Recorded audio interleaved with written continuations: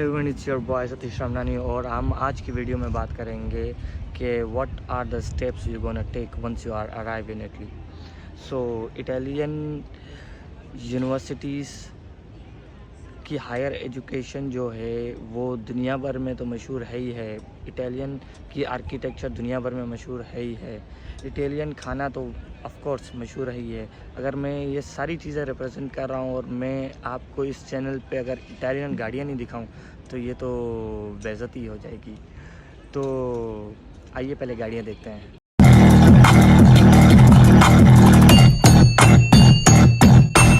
क्या first steps आप कौन कौन से लोगे जब आप इटली आओगे? तो मेरा जो स्टेप है वो यही है कि यार आप सिम लो।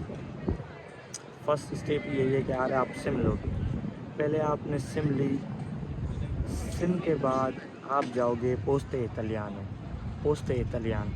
या post office, Italian post office. ठीक है, मेक इट सिंपल।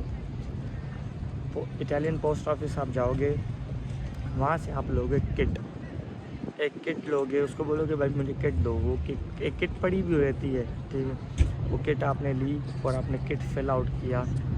अगर उस फिल आउट करने के बाद आप अप्लाई करोगे रेजिडेंस परमिट के लिए, ठीक है। रेजिडेंस आपने परमिट यहाँ पे अप्लाई कर लिया है क्योंकि वो बहुत इम्पॉर्टेंट है। अगर आप नहीं करोगे अप्लाई और जितना जल्दी नहीं करोगे उसके लिए बड़ा प्रॉब्लम हो जाएगी आपके लिए, क्योंकि आप यहाँ पे आपको एक टाइम पीरियड दिया जाता है कि before you land in Italy you should apply within 1 week that residence permit. So वो रेजिडेंस परमिट आपको अप्लाई करना पड़ेगा ज़रूरी। दूसरा जो आपको एक फटका लगेगा पैसों का वो ये होगा कि यार आप जब किट जमा कराओगे तो आपको उसके पैसे देने पड़ेंगे। वो कितने पैसे होंगे? वो पैसे होंगे ऑलमोस्ट 100 to 120 यूरो वो चार्ज करेंगे इस चीज़ के ना। तो उसके बाद ये तो आपको एक थोड़ा सा फटका लगेगा। पहला तो सिम का फटका लगेगा, वो भी 10 to 20 यूरो आपको पहले पे करने पड़ेंगे। और उसके बाद आप जो है वो रेजिडेंस परमिट, उसके बाद आपका क्या स्टेप है? फिर आप अगर इंश्योरेंस लाए हो पाकिस्तान से, इंडिया से, बांग्लादेश से, मोस्टली पाकिस्तानी इंश्योरेंस तो एक्सेप्ट हो जाती है, बट इंडियन इंश्योरेंस एक्सेप्ट नहीं होती, तो आप यहाँ पे वो ख़रीदते हो। वो भी आप पोस्ट ऑफिस से ही ख़रीदते हो, क्योंकि पोस्ट ऑफिस यहाँ पे ऐसा है कि पोस्ट ऑफिस बैंक भी है। पोस्ट ऑफिस आपके सारे डॉक्यूमेंट सेंड करना, ये करना, वो भी सब इसी के अंदर आता है और सारी चीज़ों को डील करता है।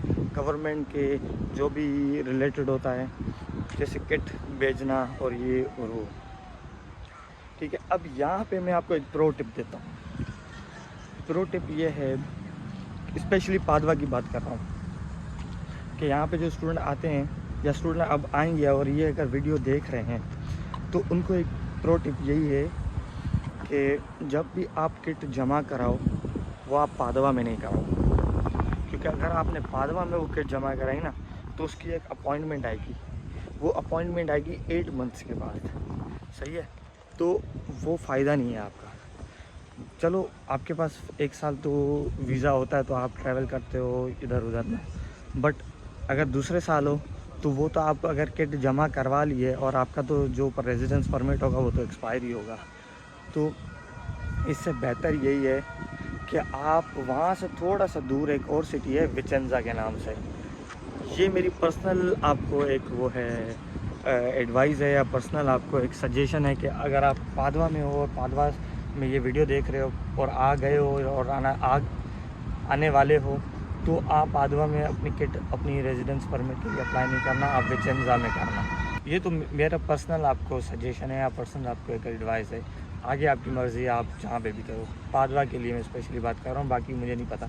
वैसे ही एक ड्रॉबैक है इटली का ना, देखो सारी चीज़ें तो हर कंट्री में अच्छी नहीं होती, कुछ ड्रॉबैक भी है। और ड्रॉबैक ये है कि भाई जब आप रेजिडेंस परमिट के लिए अप्लाई करते हो, जो अपॉइंटमेंट आएगी वो 8-8 महीने के बाद आती है, ठीक है। तो ये एक प्रॉब्लम होती है यहाँ पे ना। बट उसका हल यही है कि आप नज़दीक के किसी विलेज या किसी गांव में, इधर उधर सिटीज़ में जहाँ पर अपॉइंटमेंट जल्दी आती है, वो आप रिसर्च करके कर सकते हैं। पादवा की बात कर रहा हूँ, विचेंजा चले जाना। तो ये आपका हो गया दूसरा स्टेप। और जो थर्ड स्टेप आ जाता है वो आ जाता है कि आपको घर ढूंढना है। ठीक है, आपको घर ढूंढना है, और अगर घर आपको हॉस्टल मिल जाता है तो बेस्ट बात है। हॉस्टल के लिए आप अप्लाई करना ज़रूर करना, क्योंकि अगर आपने हॉस्टल अप्लाई नहीं किया तो आपको घर के लिए बहुत परेशानी हो जाएगी, जो मैंने की थी। कि यार वीज़ा आ गया, सब कुछ आ गया, फ़्लाइट भी मैंने बुक कर ली, चल यार घर वहाँ पहुँच के फिर देखते हैं कि कहीं ना कहीं मिल जाएगा घर या कहीं ढूंढ। भाई आप जहाज़ में बैठने से पहले ही ना घर अपना बुक करना, या वो एयरबीएनबी हो या फिर किसी और के पास फेसबुक मार्केट प्लेस से किसी न किसी से अपना कनेक्शन निकाल के घर लाजमी बुक करना, क्योंकि अगर घर नहीं होगा तो इस चीज़ का आपको बहुत परेशानी होगी। फर्स्ट जो प्रायोरिटी रखना वो यही रखना है कि मुझे हॉस्टल मिल जाए। अगर हॉस्टल नहीं मिलता ना तो फिर आप घर कहीं ना कहीं अरेंज कर लेना, क्योंकि पहले ही आप ये सोचोगे कि यार, और कॉन्ट्रैक्ट वाला मिल जाता है तो और भी बेहतर है।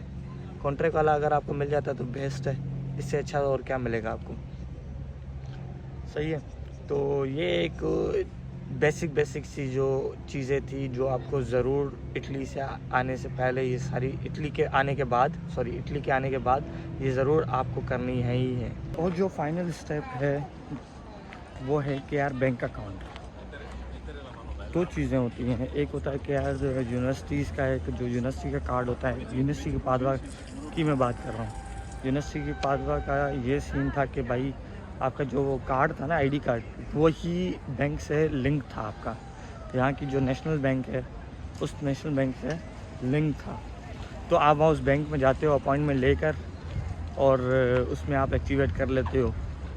अगर ये नहीं तो आपको यहाँ पर बैंक अकाउंट वही पोस्ट ऑफिस से भी खुलवा सकते हो, या वही आप लिंक हो जाता है आपका, तो जो आपके स्कॉलरशिप के पैसे होते हैं वो आप उसी में ही डलवा सकते हो, या फिर आप दूसरा जो इटालियन पोस्ट का जो बैंक है उसमें भी आप अकाउंट खुलवा सकते हो। बट उसमें एक प्रॉब्लम ये है कि आपके पास फर्स्ट रेजिडेंस परमिट होगा तो आप खुलवा सकते हो, तो वरना आप नहीं खुलवा सकते। ये आज की एक वीडियो मेंशंस हैं वो मैं आपको ज़रूर दूँ इस बारे में कि आप जब अगर आओगे या आने वाले हो तो इस चीज़ का आपको बड़ा ख्याल रखना है।